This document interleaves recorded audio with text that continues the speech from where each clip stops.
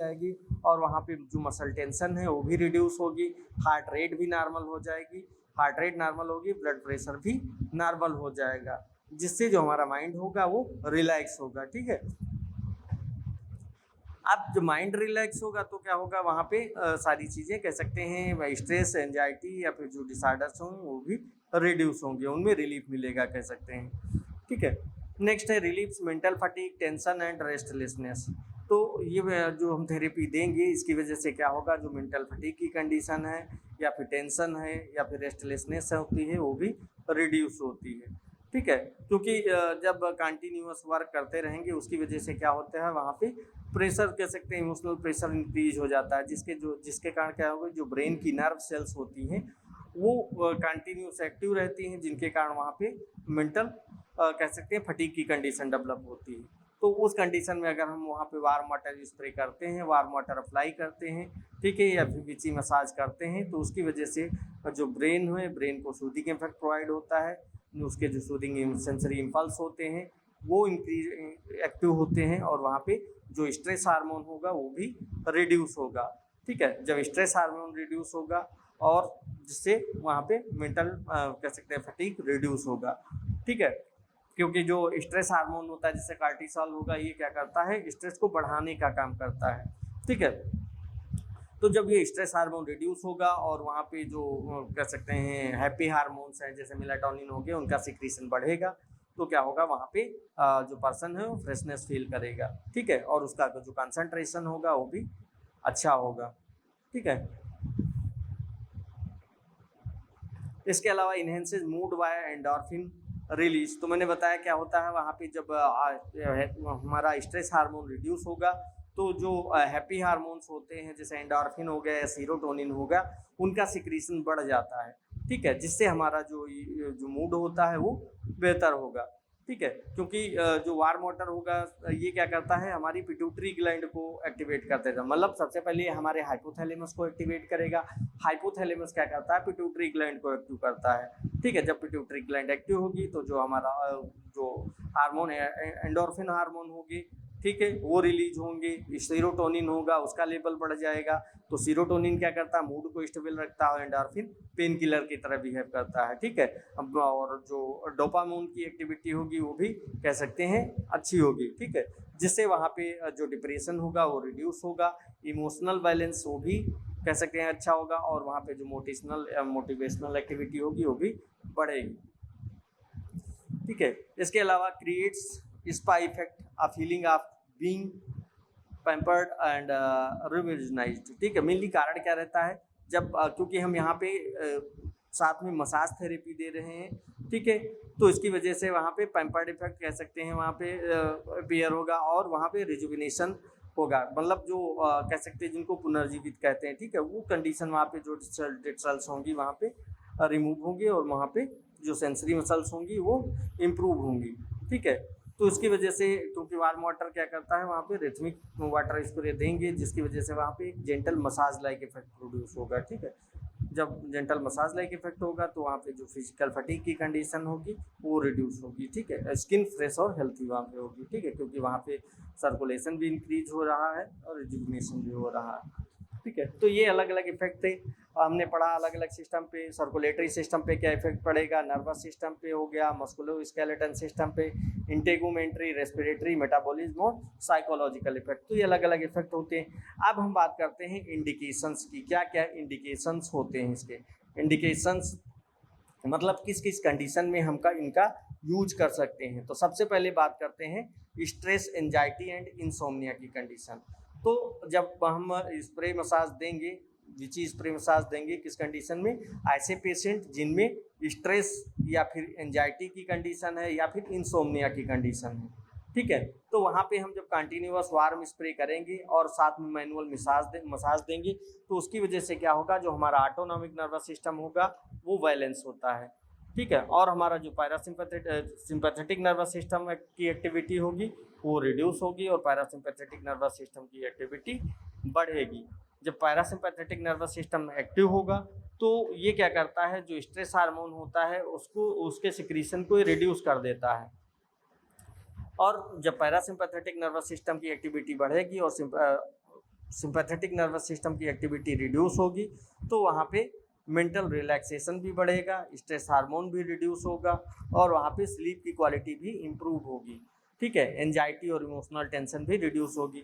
ठीक है, मेनली इसका कारण क्या होता है, क्योंकि ब्रेन जब ये पैरासिम्पैथेटिक नर्वस सिस्टम एक्टिवेट होता है तो ये ब्रेन को कह सकते हैं वहाँ पे कामिंग सिग्नल भेजता है। ठीक है, जिससे वहाँ पे पेशेंट डीप स्लीप की कंडीशन में चला जाता है और वहाँ पे मेंटल कह सकते हैं कामनेस मिलती, मेंटल शांति मिलती है। ठीक है, इसके अलावा मसल टेंशन हो गई, स्पाज्म की कंडीशन है या फिर फटीग की कंडीशन है, तो तीनों कंडीशन चाहे मसल टेंशन हो, मसल स्पैज्म हो या फिर फटीग की कंडीशन हो, तो यहाँ पे फिर हम वार्म वाटर स्प्रे देंगे। ठीक है, जब ये क्या करता है, अब जब हम वार्म वाटर यूज करते हैं तो ये मसल फाइबर्स को रिलैक्स करने के लिए रिस्पॉन्सिबल होगा, मसल फाइबर को रिलैक्स करेगा। ठीक है, और वहाँ पे जो मसाज देंगे तो उसकी वजह से क्या होगा, ब्लड सर्कुलेशन इम्प्रूव होगा। ब्लड सर्कुलेशन इम्प्रूव होगा तो जो वहाँ पे लैक्टिक एसिड का फॉर्मेशन हुआ है वो और एक्सरसाइज करने से, ठीक है, तो वो लैक्टिक एसिड रिमूव होगा। जब लैक्टिक एसिड रिमूव होगा तो मसल्स की स्टिफनेस भी कम होगी और वहाँ पे स्पैज्म भी रिड्यूस होगा। मसल स्पैज्म रिड्यूस होगा तो फटीग जो हुआ है वो भी रिड्यूस हो जाएगा और वहाँ पे जो मसल्स की फ्लेक्सिबिलिटी होगी वो बढ़ जाएगी।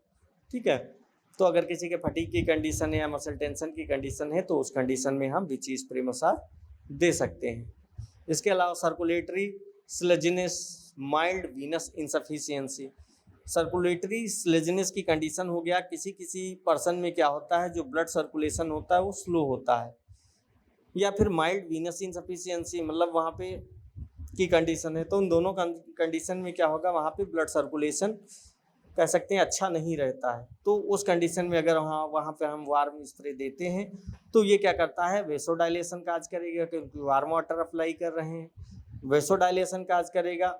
साथ में वहाँ पे क्योंकि वाटर प्रेशर से अप्लाई किया जा रहा है तो उसकी वजह से वीनस रिटर्न भी बढ़ेगा, जिसके कारण वहाँ पे जो पेरिफेरल सर्कुलेशन होगा वो इम्प्रूव होगा और वहाँ पे जो वीनस ब्लड होगा वो हार्ट की ओर कह सकते हैं शिफ्ट हो जाएगा। ठीक है, और वहाँ पे जो वीनस स्टेसिस होगी वो रिड्यूस हो जाएगी और टिश्यू में प्रॉपर वहाँ पे ऑक्सीजनेशन इम्प्रूव हो जाएगा, क्योंकि ब्लड सर्कुलेशन इम्प्रूव हो रहा है तो ऑक्सीजनेशन भी इम्प्रूव होगा। ठीक है, जब ऑक्सीजनेशन इम्प्रूव होगा मतलब वहाँ पे न्यूट्रिएंट की डिलीवरी और ऑक्सीजन की डिलीवरी बढ़ेगी और वहाँ पे सर्कुलेशन भी बढ़ेगा। नेक्स्ट है फाइब्रोमाइल्जिया, क्रोनिक पेन सिंड्रोम्स। तो क्रोनिक पेन सिंड्रोम्स या फिर फाइब्रोमाइल्जिया की कंडीशन में भी हम कह सकते हैं विची स्प्रे मसाज दे सकते हैं, क्योंकि वहाँ पे वार्म वाटर अप्लाई करेंगे और साथ में मसाज देंगे, जिससे क्या होगा, जो पेन रिसेप्टर्स होते हैं उनकी सेंसिटिविटी रिड्यूस हो जाती है। ठीक है, और वहाँ का जो ट्रिगर पॉइंट होता है उसको वो रिलैक्स कर देता है। ठीक है, जिससे जो पेन की इंटेंसिटी होगी वो रिड्यूस हो जाएगी, मसल की टेंडरनेस भी रिड्यूस होगी, जॉइंट का मूवमेंट इंक्रीज होगा और वहाँ पे कह सकते हैं डेली एक्टिविटी भी अच्छे से करना आसान रहेगा। ठीक है, तो ये सारी चीज़ें कर सकता है। तो अगर किसी पेशेंट को फाइब्रोमाइल्जिया है या फिर मायोफेशियल पेन है तो उस कंडीशन में हम इसको अप्लाई कर सकते हैं। इसके अलावा spa and wellness therapy, detox, relaxation, rejuvenation. तो मैंने पहले भी बताया है, जो विची स्प्रे मसाज होती है ये केवल डिजीज का ट्रीटमेंट नहीं करती, बल्कि वहाँ पे जो स्पा वेलनेस है या फिर डिटॉक्सिफिकेशन हो गया, रिलैक्सेशन हो गया और रिजुविनेशन प्रोग्राम हो गया, इनमें भी इसका हम यूज करते हैं, क्योंकि कंटिन्यूअस वार्म वाटर वहाँ पे स्प्रे करते हैं, जिसकी वजह से जो मसल स्ट्रेस की कंडीशन होती है वो रिड्यूस होगी, स्वेटिंग इंक्रीज होगी क्योंकि वार्म वाटर है, और वहाँ पे जब स्वेटिंग इंक्रीज होगी तो क्या होगा, वहाँ पे बॉडी डिटॉक्स होगी और बॉडी फ्रेशनेस फील करेगी। ठीक है, इसके अलावा स्किन का सर्कुलेशन भी इम्प्रूव होगा, पेरिफेरल सर्कुलेशन इम्प्रूव होगा, जिससे कि वहाँ पे जब सर्कुलेशन इम्प्रूव होगा तो ऑक्सीजनेशन भी इम्प्रूव होगा और वहाँ पे मेंटल स्ट्रेस भी रिड्यूस हो जाएगा। तो ये कुछ इंडिकेशंस थे, कौन कौन सी कंडीशंस थी जिनमें हम क्या कर सकते हैं, इसको अप्लाई कर सकते हैं। ठीक है, नेक्स्ट बात करते हैं हम कंट्रा इंडिकेशंस की। ऐसी कौन कौन सी कंडीशंस हैं जब हम इनका यूज नहीं कर सकते, ठीक है। तो सबसे पहले कंडीशन है सीवियर कार्डियक कंडीशंस। हार्ट से रिलेटेड कोई भी सीवियर कंडीशन होगी, चाहे वो एंजाइना पेक्टोरिस हो, एरिथ्रीमिया हो या फिर हार्ट फेलियर की कंडीशन हो, ठीक है। तो इन तीनों कंडीशन में भी क्या होगा, अगर हम स्प्रे मसाज देंगे तो कंट्रा इंडिकेटेड होगा, क्योंकि वार्म वाटर क्या करता है, यहाँ पे वेसोडाइलेशन काज करता है, जिससे क्या होगा, जो ब्लड सर्कुलेशन होगा वो चेंज होगा। ब्लड सर्कुलेशन क्योंकि पहले स्लजिश था, फिर चेंज होगा, तो उसकी वजह से वहाँ पे, और साथ में हम दे रहे हैं मसाज भी दे रहे हैं, तो ये वीनस रिटर्न को इंक्रीज करेगा, जिससे क्या होगा, वहाँ पे अगर डिजीज है हार्ट में तो फिर वहाँ पे फिजियोलॉजिकल डिमांड पे कह सकते हैं इफेक्ट डालेगा, ठीक है। तो एंजाइना में क्या होता है, हार्ट की सप्लाई पहले से ही रिड्यूस होती है, ठीक है। और वहाँ पे एरिथ्रीमिया में भी सेम कंडीशन होती है, हार्ट रेट अनस्टेबल रहती है। हार्ट फेलियर में तो क्या होगा, वहाँ पे ब्लड प्रॉपर पंप नहीं कर पाता है, ठीक है। तो इस कारण से वहाँ पे प्रॉब्लम होती है। तो अगर ये सारी कंडीशंस होंगी, उसकी वजह से क्या होगा, अगर हम उसको अप्लाई करेंगे तो वहाँ पे पैल्पिटेशन की कंडीशन बढ़ सकती है, ठीक है। कार्डियक कह सकते हैं कार्डियक डिस्कम्पनसेशन हो सकता है, या फिर चेस्ट पेन बढ़ सकती है, ठीक है। तो इसीलिए ब्रीथलेसनेस हो सकता है, तो इसलिए इसको क्या करेंगे, वहाँ पे अप्लाई नहीं करेंगे, ठीक है। सेकंड, अगर किसी के सीवियर हाइपरटेंशन की कंडीशन है या फिर हाइपोटेंशन की कंडीशन है, तब भी वहाँ पे विची स्प्रे मसाज हम नहीं देंगे, क्योंकि ऐसे पेशेंट जिनमें ब्लड प्रेशर बहुत ज़्यादा है, बहुत हाइपरटेंशन की कंडीशन या फिर बहुत ज़्यादा कम है, ठीक है, हाइपोटेंशन की कंडीशन है, तो उस कंडीशन में वहाँ पे अगर हम पेरिफेरल वेसोडाइलेशन देते हैं, वार्म वाटर देंगे, तो उसकी वजह से वहाँ पे पेरिफेरल वेसोडाइलेशन होगा। जब पेरिफेरल वेसोडाइलेशन होगा तो उसकी वजह से वहाँ पे ब्लड सर्कुलेशन भी, ब्लड प्रेशर भी कह सकते हैं, चेंज हो जाएगा। अब जब ब्लड प्रेशर से, मान लिया किसी के सीवियर हाइपरटेंशन की कंडीशन है, ब्लड प्रेशर में वहाँ पे फ्लक्चुएशन हो रहा है, तो क्या होगा, वहाँ पे कॉम्प्लिकेशंस और बढ़ जाएंगी। इसी तरह अगर मान लिया सीवियर हाइपोटेंशन किसी के है, तो अगर वहाँ पे हम वार्म वाटर अप्लाई कर रहे हैं तो ब्लड प्रेशर उसका क्या होगा, रिड्यूस हो जाएगा, ठीक है। ब्लड प्रेशर रिड्यूस होगा तो उसकी वजह से क्या होगा, वहाँ पे डिजीनेस या फेनिटिंग जैसी कंडीशंस डेवलप हो जाएंगी, ठीक है। क्योंकि बॉडी जो सीवियर ब्लड प्रेशर को चेंज होने से वहाँ पे उसको अडाप्ट नहीं कर पाती है, ठीक है, इसीलिए वहाँ पे रिस्क बढ़ जाएगा, ठीक है। तो वहाँ पे ब्लड प्रेशर इंस्टेबिलिटी की कंडीशन, या फिर कह सकते हैं फेनिटिंग हो गया, इन सबको कह सकते हैं, उसकी वजह से वहाँ पे रिस्क हो सकती है। नेक्स्ट है acute infection in fever. Acute infection in fever, तो एक्यूट इन्फेक्शन इन फीवर, मान लिया किसी पेशेंट के एक्यूट इन्फेक्शन है या फीवर की कंडीशन है, तो उस कंडीशन में भी हम क्या करेंगे, विची स्प्रे मसाज नहीं अप्लाई करेंगे, ठीक है। क्योंकि फीवर में क्या रहता है, जो बॉडी में इन्फेक्शन कहीं हो जाता है, उसी के कारण फीवर आता है, ठीक है। तो वार्म वाटर क्या करेगा, उनको वहाँ पे सर्कुलेट कर देगा, ठीक है। तो इस कंडीशन में भी वहाँ पे हम क्या करेंगे, इसको अप्लाई नहीं करेंगे, ठीक है। क्योंकि इस कंडीशन में होता क्या है, वहाँ पे पहले से ही हमारा जो इम्यून सिस्टम होता है वो एक्टिव रहता है, ठीक है। तो हाइड्रोथेरेपी अगर वहाँ पे हम देंगे तो जो इन्फेक्शन की स्टेज है वो भी और ज़्यादा कह सकते हैं वहाँ पे सीवियर हो जाएगी। तो अगर किसी के एक्यूट फीवर की कंडीशन है तो उस कंडीशन में वहाँ पे इसको अवॉइड नहीं करेंगे। नेक्स्ट है open wound skin infection, eczema, dermatitis. तो अगर किसी के स्किन पे ओपन वुंड की कंडीशन है या फिर स्किन इन्फेक्शन कोई है, एक्जिमा हो गया, डर्मेटाइटिस हो गई, तो वहाँ पे भी हम विची स्प्रे मसाज को अवॉइड करेंगे, ठीक है। क्योंकि कंटिन्यूअस वाटर वहाँ पे अगर हम स्प्रे करेंगे तो जो अफेक्टेड स्किन रहती है वहाँ पे क्या होगा, इरिटेशन क्रिएट होने लगेगा, ठीक है। अब जब वाटर स्प्रे वहाँ पे करेंगे तो उसकी वजह से इरिटेशन होगा वहाँ पे, क्योंकि ओपन वुंड की कंडीशन है, ठीक है। तो माइक्रो ऑर्गेनिज्म वहाँ पे ओपन वुंड में होगा तो आप आसानी से जो माइक्रो ऑर्गेनिज्म होंगे बॉडी के अंदर इंटर कर जाएंगे, ठीक है। तो बॉडी के अंदर इंटर कर जाएंगे तो वहाँ पे क्या करेंगे, इन्फेक्शन काज करेंगे जाके, ठीक है। तो इस कारण से वहाँ पे हम क्या करते हैं, अगर किसी के ओपन वुंड की कंडीशन है तो उस कंडीशन में हम विची स्प्रे मसाज नहीं देंगे, ठीक है, क्योंकि वहाँ पे जो इन्फेक्शन है, इन्फेक्शन का रिस्क बढ़ जाएगा और इसके अलावा वहाँ पे स्किन में इरिटेशन होने लगेगा, ठीक है, और जो हीलिंग का प्रोसेस होता है वो भी डिले हो जाएगा।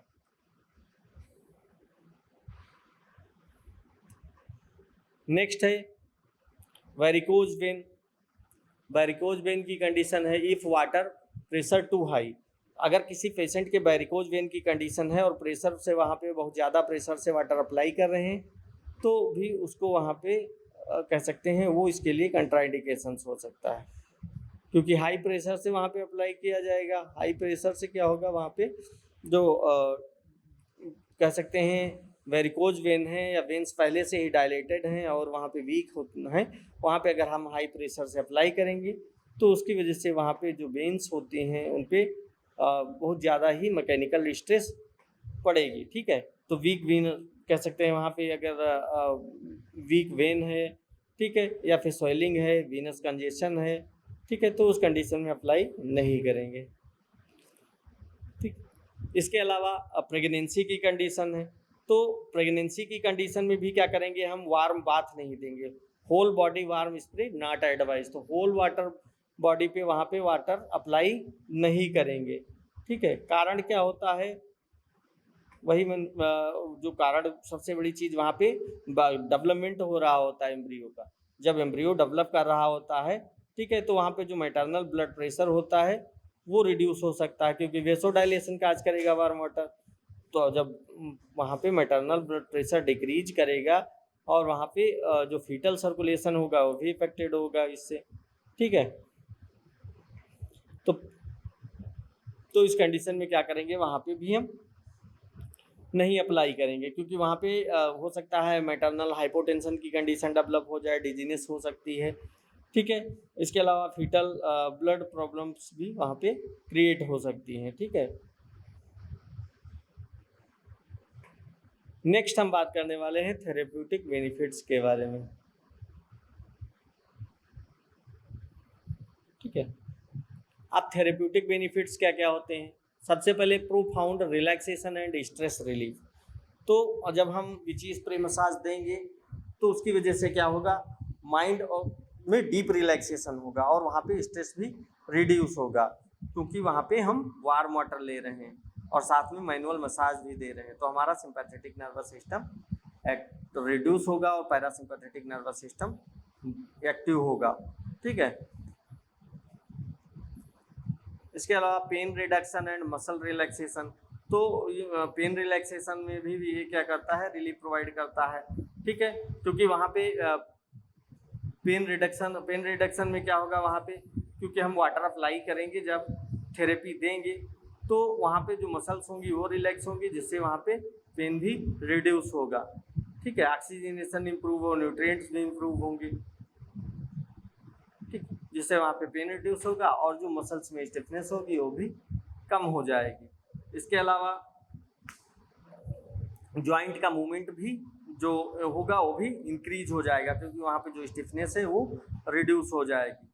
मेनली इसमें होता कैसे है, तो जब हम वार्म वाटर अप्लाई करते हैं तो वहाँ पे सर्कुलेशन इंप्रूव हो करता है, तो सर्कुलेशन इंप्रूव होगा जाके वहाँ पे, और जो एंडोर्फिन हार्मोन होता है, ठीक है, एंडोर्फिन हार्मोन भी रिलीज होगा और जो गेट कंट्रोल थ्योरी रहती है, सभी मिलके क्या करेंगे, पेन के परसेप्शन को वहाँ पे रिड्यूस करेंगे। जब पेन का परसेप्शन रिड्यूस होगा तो वहाँ पे पेन भी रिड्यूस होगी।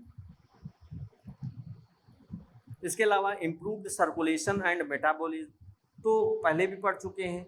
जो ये थेरेपी होगी ये क्या करती है, ब्लड सर्कुलेशन को और उसकी जो मेटाबॉलिज्म होगी दोनों को इम्प्रूव करने का काम करती है, क्योंकि वार्म स्प्रे से क्या होगा, ब्लड जो वेसल्स होंगी वो डायलेट हो जाएंगी, जिससे वहाँ पे ब्लड सर्कुलेशन इंप्रूव होगा। ब्लड सर्कुलेशन इंप्रूव होगा तो वहाँ पे ऑक्सीजनेशन इंप्रूव होगा, ठीक है। इससे क्या होगा, वहाँ पे जब ऑक्सीजन की डिलीवरी अच्छी होगी, न्यूट्रिएंट की सप्लाई अच्छी होगी, ठीक है, तो वहाँ पे कह सकते हैं वर्क भी बेहतर होगा, सर्कुलेशन बेहतर होने के कारण। इसके अलावा gentle detoxification via skin stimulation, तो क्या करेंगे, स्किन को स्टिमुलेट करके वहाँ पे जो बॉडी है, बॉडी के जो न्यूट्रिशन कह सकते हैं नेचुरल क्लीनिंग प्रोसेस होगी उसको सपोर्ट करने का काम करेंगे। ठीक है, तो इससे क्या होगा, वहाँ पे जो पेरेस्पिरेशन होगा वो भी बढ़ेगा। पेरेस्पिरेशन बढ़ेगा तो स्किन के पोर्स वहाँ पे क्लीन होंगे, डेड सेल्स रिमूव होंगी और वहाँ पे स्किन फ्रेश फील करेगी। ठीक है, इसके अलावा psychological wellbeing, mood enhancement. Psychological wellbeing और मूड एनहेंसमेंट के लिए भी दोनों बेहतर होंगे, क्योंकि वार्म वाटर और मसाज से क्या होगा, एंडोर्फिन हार्मोन रिलीज होगा। इसके अलावा सीरोटोनिन हो गया रिलीज होता है। तो जब ये एंडोर्फिन और सीरोटोनिन रिलीज होंगे, ये क्या करते हैं, मूड को इम्प्रूव करने के लिए रिस्पॉन्सिबल होंगे, मूड को इम्प्रूव करेंगे, एंजाइटी को रिड्यूस करेंगे। इसके अलावा जो इमोशनल बैलेंस होता है उसको भी ये बेटर बनाने का काम करते हैं। ठीक है, अब जब ये सारी चीज़ें अच्छी होंगी, एंजाइटी कम होगी, इमोशनल बैलेंस होगा, तो वहाँ पे जो पेशेंट होगा वो ज़्यादा कह सकते हैं पॉजिटिव फील करेगा। इसके अलावा सपोर्टिव इन रिहेबिलिटेशन प्रोग्राम्स, जो रिहेबिलिटेशन प्रोग्राम्स रहते हैं उनमें भी एज ए सपोर्टिव ये वर्क करता है। ठीक है, अब नेक्स्ट बात करते हैं कॉम्प्लिकेशंस की। अगर जो कंट्राइंडिकेशंस हैं उनको अवॉइड किया, ठीक है, उसको कंट्राइंडिकेशंस वाले पेशेंट को दिया अगर, तो उस कंडीशंस में वहाँ पे कॉम्प्लिकेशंस काज होंगी। अब कौन कौन सी कॉम्प्लिकेशंस काज हो सकती हैं, तो dizziness, fainting from vasodilation if too hot. अगर वहाँ पे जो हम वाटर ले रहे हैं अगर उसका टेम्परेचर बहुत ज़्यादा है तो पेशेंट को क्या होगा, वहाँ पे डिजीनेस या फेनेटिंग की कंडीशन कह सकते हैं फील हो सकती है। कारण क्या है, क्योंकि जो हम हॉट वाटर ले रहे हैं, एक्सेसिव हॉट होने के कारण क्या होगा, पेरिफेरल वेसोडाइलेशन भी बहुत ज़्यादा होगा। पेरिफेरल वेसोडाइलेशन जब बढ़ेगा तो ब्लड प्रेशर वहाँ रिड्यूस हो जाएगा, एकदम से ब्लड प्रेशर रिड्यूस होगा तो ब्रेन तक वहाँ पे ब्लड की सप्लाई प्रॉपर हो नहीं पाएगी। अब ब्लड की सप्लाई नहीं हो पाएगी तो उसकी वजह से क्या होगा, वहाँ पे, और जब ब्लड की सप्लाई नहीं इम्प्रूव होगी तो वहाँ पे ऑक्सीजन की डिलीवरी घटेगी और वहाँ पे कह सकते हैं पेशेंट को फेनेटिंग की कंडीशन डेवलप हो सकती है, या फिर वहाँ पे कह सकते हैं, तो हाँ, फेनेटिंग की कंडीशन या फिर डिजीनेस की कंडीशन डेवलप हो सकती है। इसके अलावा हाइपोटेंशन इन वीक और एल्डरली पेशेंट, तो जो ऐसे पेशेंट जो बहुत ज़्यादा वीक हों या फिर बहुत ज़्यादा ओल्ड एज होंगे पेशेंट, तो उनमें भी हाइपोटेंशन डेवलप हो सकता है। कारण क्या है, जो एल्डरली पेशेंट होते हैं उनमें जो वैस्कुलर रिफ्लेक्सेस होते हैं कम इफेक्टिव होते हैं। ठीक है, तो वार्म वाटर के कारण वहाँ पे जो ब्लड प्रेशर होगा और ही कह सकते हैं रिड्यूस हो जाएगा। ठीक है, इसके अलावा risk of skin irritation if hygiene not maintain, अगर वहाँ पे जो इक्विपमेंट हैं उनकी हाइजीन नहीं सही होगी या फिर वहाँ पे प्रॉपर उनको सैनिटाइज नहीं किया गया तो उसकी वजह से क्या होगा, वहाँ पे जो स्किन होगी स्किन में इरिटेशन काज हो सकता है। ठीक है, या फिर इन्फेक्शन काज हो सकता है, क्योंकि जो पुअर इन्फेक्शन होगा वो क्या करता है, उसके कंट्रोल से वहाँ पे जो बैक्टीरियल या फंगल इन्फेक्शन होगा उसका रिस्क बढ़ जाएगा। ठीक है, अब इसको प्रिवेंट कैसे करेंगे, तो प्रिवेंट करने के लिए सबसे पहले जो इक्विपमेंट होंगे उनको प्रॉपर्ली वहाँ पे डिसइंफेक्ट करेंगे। ठीक है, और वहाँ पे जो वाटर रहेगा वो क्लीन होना चाहिए, और इसके अलावा जो प्रॉपर सैनिटाइजेशन करवा सकते हैं जिससे वहाँ पे प्रॉपर कह सकते हैं कोई कॉम्प्लिकेशंस काज नहीं होंगी। ठीक है, नेक्स्ट है fatigue if sensation prolong beyond tolerance, तो अगर पेशेंट की यहाँ पे टाइमिंग का ध्यान नहीं रखा गया, अगर मान लिया कोई पेशेंट है जिसकी थेरेपी हम कर रहे हैं वो वहाँ पे बहुत ज़्यादा टॉलरेट नहीं कर पा रहा है ज़्यादा समय के लिए, या फिर तो उस कंडीशन में भी वहाँ पे फटीग की कंडीशन डेवलप हो सकती है, क्योंकि long term duration warm spray से क्या होगा, जो बॉडी होगी लगातार वहाँ पे जो हीट है हीट को एब्जॉर्ब करती रहेगी। इससे एक्सेसिव जो रिलैक्सेशन होगा वो डिहाइड्रेशन हो सकता है, एक्सेसिव रिलैक्सेशन से डिहाइड्रेशन हो सकता है, या फिर एनर्जी एक्सपेंडिचर कह सकते हैं बहुत ज़्यादा होगा। ठीक है, जिससे वहाँ पे वीकनेस फील होगी, फटीग की कंडीशन डेवलप होगी, और वहाँ पे कह सकते हैं जो एक्सरसाइज की कैपेसिटी होगी वो भी रिड्यूस हो जाएगी। ठीक है। मेनली इसका कारण यही रहता है क्योंकि